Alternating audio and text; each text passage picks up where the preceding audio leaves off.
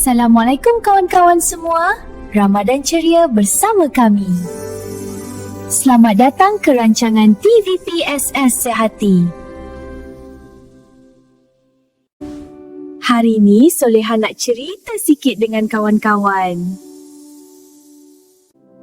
Topik kita hari ini ialah ikhlas. Ikhlas maksudnya kita buat sesuatu sebab nak Allah sayang. Kita buat baik ni bukan sebab kita nak orang puji kita hebat atau nak tunjuk-tunjuk ke orang lain tau kawan-kawan. Contohnya kita tolong cikgu angkat buku. Betul Soleha, tolong angkat buku ini ya. Baik cikgu. Terima kasih sayang. Tapi kita buat sebab ada kawan tengok. Kalau macam tu dah jadi riak tau. Aduh, takutnya. Pahala boleh hilang macam tu je. Jadi macam mana kita nak jaga hati kita supaya sentiasa ikhlas? Soleha ada beberapa tips yang sangat menarik untuk korang.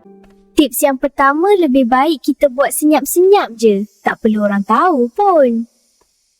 Contohnya kutip sampah dalam kelas. Ya Allah, aku buat ni sebab kau tahu. Kalau orang tak cakap terima kasih pun tak apa.